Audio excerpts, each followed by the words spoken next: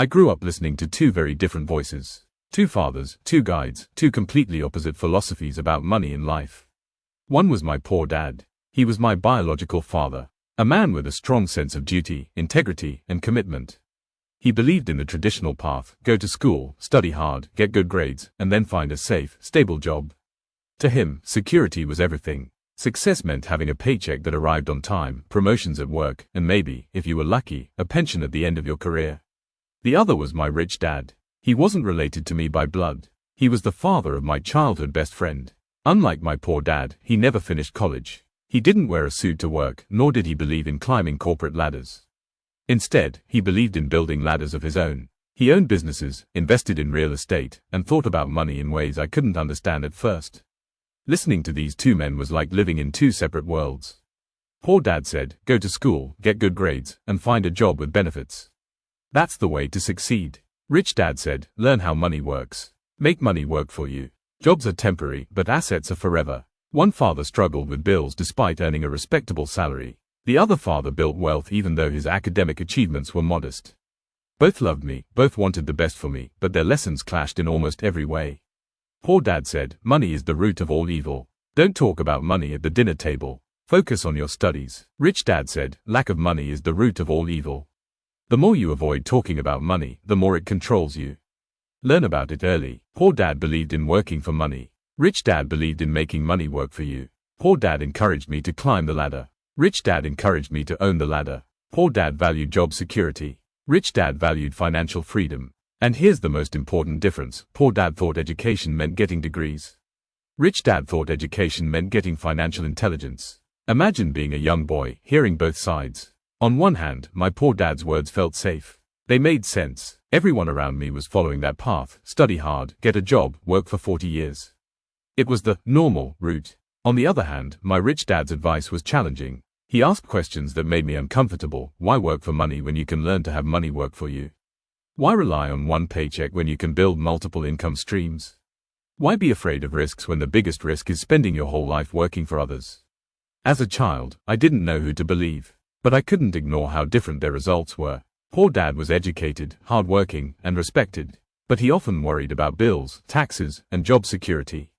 His life was stable, but also fragile. A single layoff or emergency could break everything he worked for. Rich dad didn't always have the respectable image. He wasn't highly educated by traditional standards. But he was financially free. He owned properties that generated rental income. He invested in businesses that grew without him needing to clock in daily. He controlled assets that created wealth while he slept. Poor dad had a good income, but little wealth. Rich dad built wealth, even when his income fluctuated. This was the first time I realized something shocking. It's not how much money you make that matters. It's how much money you keep, and how hard that money works for you.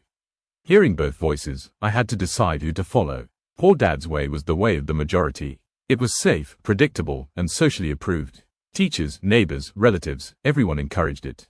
Rich dad's way was unusual, sometimes even criticized. People called him lucky, reckless, or even greedy. But his financial freedom spoke louder than the criticism. I began to see that most people work their whole lives trapped in what rich dad called the rat race. They wake up, go to work, earn a paycheck, pay bills, and repeat the cycle. Even when they earn more money, their expenses rise to match it. They never escape. Rich dad refused to live that way. And he challenged me not to either. One day, when I was about 9 years old, I asked Rich Dad, can you teach me how to be rich? He smiled and said, of course. But first, you need to understand something. If you want to be rich, you can't think like the poor or the middle class. You must learn how money really works. That was the beginning of my financial education. And it didn't come from school. It came from real life, real business, and real lessons. Poor dad wanted me to study for grades. Rich dad wanted me to study for skills. Poor dad said, work hard for money. Rich dad said, let money work hard for you. That simple shift in perspective became the foundation for everything I would later learn. This chapter is not about who was right or wrong. Both fathers cared for me. Both wanted the best. But the definitions of the best were completely different. From poor dad, I learned discipline, respect for education, and the value of integrity. From rich dad, I learned courage, financial literacy, and the value of freedom. And it was in the clash of these two voices that my journey began. As you listen to the rest of this audiobook, you'll discover how Rich Dad's lessons transformed my understanding of money. You'll see why most people stay stuck in the rat race, and how you can escape it. Because in the end, you don't have to choose the same path I did. But you do have to choose. You will either listen to the poor dad in your life, or the rich dad. The question is, which voice will you follow? We live in a world where schools prepare us for jobs, but not for life. They teach us how to read, write, solve math problems, memorize history dates, and maybe learn a foreign language. But the one subject almost no school teaches, the subject of money, is the one that controls our lives every single day. Think about it. We spend at least 12 to 16 years in classrooms, preparing to enter the workforce. Yet most people graduate with little to no knowledge about taxes, investing, debt management, or how to make money work for them. And that's why financial education is not a luxury. It is a necessity. Poor dad believed in academic education above all else. He would often say, get good grades so you can get a good job. Education is the key to success. And he wasn't wrong, but his definition of education was limited. To him, education meant college degrees, certifications, diplomas. It meant becoming a doctor, lawyer, or engineer. Rich Dad believed in a different kind of education. He said, academic education can make you a living, but financial education can make you a fortune. He knew that the world rewards those who understand money, not just those who understand textbooks. Poor Dad taught me to master school subjects. Rich Dad taught me to master financial statements. Poor Dad measured intelligence by test scores. Rich Dad measured intelligence by how well you manage money. Look around. There are countless people with impressive degrees who still struggle financially. Doctors burdened by student loans. Lawyers working 80 hours a week just to keep up with expenses. Engineers with high salaries but higher debts. At the same time, there are entrepreneurs with little formal education who build empires, investors who grow wealth, and everyday people who achieve financial freedom without ever having a fancy title. Why? Because academic education prepares you to work for money. Financial education prepares you to make money work for you. So what exactly is financial education? It's not just about saving money in a bank account. It's not just about learning how to cut expenses. Financial education means understanding the difference between assets and liabilities, good debt and bad debt, income and expenses, cash flow and capital gains. It's about knowing how taxes work, how inflation eats away at your money, and how to protect yourself through investments. It's about knowing that putting $100 in a savings account will barely grow, but putting that same $100 into a well-chosen investment can multiply over time. It's about seeing opportunities where others see risks. I remember one conversation with Rich Dad. He asked me, Robert, if I give you $1,000 today, what will you do with it? I said, I'll save it in the bank. That's what my real dad always told me. Rich Dad smiled and said, that's exactly why your real dad struggles. The bank will give you interest so low that inflation will eat it away. Your money will lose value over time. He leaned closer and said, never save money just to save it. Save money to invest it. That is financial education. That one lesson opened my eyes. It made me realize that saving alone doesn't create wealth. Investing does. Poor Dad often said, study hard so you can find a company to work for. Rich Dad said, study money so you can own the company others work for. Poor Dad encouraged me to become an employee. Rich Dad encouraged me to become an entrepreneur, an investor, a creator. Poor Dad saw money as something you earn after hard work. Rich Dad saw money as something that multiplies when you understand how it flows. And here's the uncomfortable truth. Schools don't teach this because schools are designed to create employees, not employers. The system values obedience, routine, and specialization, but not financial freedom. Let's imagine two college graduates. Graduate A, he gets an MBA, finds a corporate job, earns $80,000 per year. But he has $100,000 in student loans, buys a car on credit, and lives in a rented apartment. His income looks high, but most of it goes to loan payments, taxes, and expenses. He is educated, but not financially educated. Graduate B, she studies business basics but also takes time to learn about real estate and investments. She buys a small rental property with a loan. The rent covers the mortgage, and she reinvests the cash flow. Over 10 years, she builds multiple income streams. Her academic education may be smaller, but her financial education makes her wealthier. This is the difference between working for money and making money work for you. The sad truth is most people never learn financial education. They think it's too complicated. They say, I'm not good with numbers. Or they believe that working harder and earning more is the solution. But Rich Dad used to say, money without financial intelligence is money soon gone. Lottery winners prove this. Athletes with million-dollar contracts prove this. Celebrities who go bankrupt prove this. It's not how much you make. It's how financially intelligent you are with what you make. So how do you build financial education? Rich Dad taught me 4 key areas to study: accounting, understand financial statements, cash flow, balance sheets. This shows you how money moves. Investing, learn how to grow money through assets like real estate, stocks, businesses. Markets, understand supply and demand, economic cycles, and how markets influence wealth. The law, learn about taxes, legal structures, and how to protect wealth. Notice that none of these are taught in school. You must learn them yourself, through books, mentors, practice, and real-life experience. Rich Dad gave me a challenge when I was young. He said, each month, invest in your financial education as if your life depends on it. Because it does. If you fail at this, you'll spend your entire life working for others who didn't fail. At first, I thought he was exaggerating. But as I grew older, I saw the truth. Most people trade their freedom for a paycheck because they never learned how to let money work for them. Financial education beats academic education because it prepares you for the real game of life. Academic education may help you earn a salary, but financial education helps you build wealth. Poor Dad's advice would have made me a good employee. Rich Dad's advice made me financially free. So, the question you must ask yourself is, will you spend your life studying only for grades, or will you study money, the very thing that controls your life? Because the truth is simple, if you don't learn how money works, you will always work for money. If there is one lesson that separates the rich from the poor, one principle that builds financial freedom, it is this: right finger the rich by assets. Right finger the poor and middle class by liabilities, thinking they are assets. At first, I didn't understand this. I thought assets were just things you own, like a house, a car, or maybe some furniture. That's what my poor dad believed.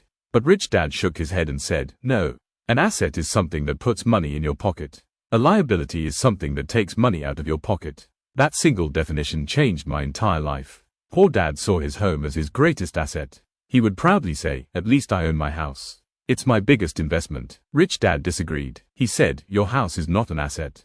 Unless it's making you money, it's a liability. At first, that felt harsh. Wasn't owning a house the dream? Wasn't it the symbol of success? But Rich Dad explained, every month, you pay the mortgage, taxes, insurance, maintenance. Money is flowing out of your pocket, not in. That makes it a liability. The rich don't just buy houses, they buy income-producing assets that pay for their houses. To make it clear, Rich Dad drew a simple diagram. 2 columns, on the left, assets. On the right, liabilities. He said, the rich focus on filling the left side. The poor and middle class unknowingly fill the right side. Every dollar you earn must be directed carefully. If it goes into an asset, it works for you. If it goes into a liability, you must work harder to cover it. Assets, put money into your pocket, rental real estate that generates positive cash flow. Stocks or bonds that pay dividends or interest. Businesses you own that make profit without your direct labor. Intellectual property, books, music, patents, that create royalties.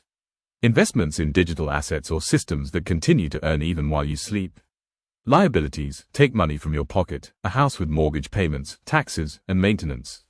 Cars bought with loans that depreciate in value. Credit card debt for vacations, shopping, or dining. Student loans that burden you for decades. Anything that looks shiny but drains your finances. Poor Dad filled his life with liabilities disguised as assets. Rich Dad filled his life with assets that grew his wealth.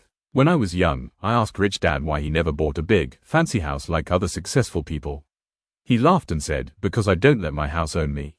I let my assets buy my house. First, I build streams of income. Then those streams pay for luxuries. He pointed to one of his rental properties. That little building over there. The rent from that place pays for my car, my vacations, and even your education. I was stunned. While my poor dad was working extra hours to pay bills, Rich Dad had assets doing the work for him. That's when I understood, the goal is not to work harder. The goal is to build assets that work harder than you ever could. The middle class often believes they are doing well. They buy a house, a car, maybe even a boat. On the surface, it looks like success. But behind the scenes, their expenses are rising faster than their income. They earn more money, but instead of buying assets, they buy bigger liabilities. A bigger house, a nicer car, more credit card debt. This is what Rich Dad called the rat race. No matter how fast you run, the wheel keeps spinning. The rich, on the other hand, use their income differently. When they earn $1,000, they don't rush to spend it on luxury. They ask, how can I turn this $1,000 into an asset that generates more income? Maybe they invest it into a small business. Maybe they buy stocks or real estate. Maybe they build a system that produces passive income. The poor and middle class earn right pointing arrow, spend right pointing arrow, repeat. The rich earn right pointing arrow, invest right pointing arrow, reinvest right pointing arrow, spend later. Rich Dad once gave me a challenge. Robert, from now on, every time you get money, write down where it goes. Does it go into an asset column or a liability column? Do this for 6 months, and you'll see the truth about your financial habits. I tried it, and the results shocked me. Most of my money went to liabilities, food, clothes, entertainment, my bike, even gifts. Almost nothing went into assets. That exercise forced me to rethink my choices. I began to look for ways to put money into assets first, even if it was small. Over time, those assets grew. Let me give you an example. Friend A earns $3,000 a month. He buys a brand new car with a $600 monthly payment, spends $1,200 on rent, $500 on food and bills, and the rest disappears in shopping. He has no assets. Friend B earns the same $3,000. But instead of a new car, he buys a reliable used one. He keeps his rent low. He invests $500 each month into dividend stocks and another $500 into a small online business. After 5 years, Friend B owns income-producing assets. Friend A owns debt. That's the difference. Same income, different priorities, completely different futures. The secret of the rich is simple but powerful. Right finger, they focus on building cash-flowing assets. It's not about working more hours. It's not about getting the highest salary. It's about using every dollar as a soldier, sending it out into the world to work for you, and bringing back more dollars. As Rich Dad said, the poor work for money. The rich make money work for them. If you want to escape the rat race, if you want to break free from financial struggle, you must master this lesson. Buy assets. Minimize liabilities. Let your assets pay for your luxuries. That's the foundation of wealth. That's the path of financial freedom. So the next time you spend money, pause and ask yourself, am I buying an asset that will make me richer, or a liability that will keep me working harder? Because the answer to that question will determine your financial destiny.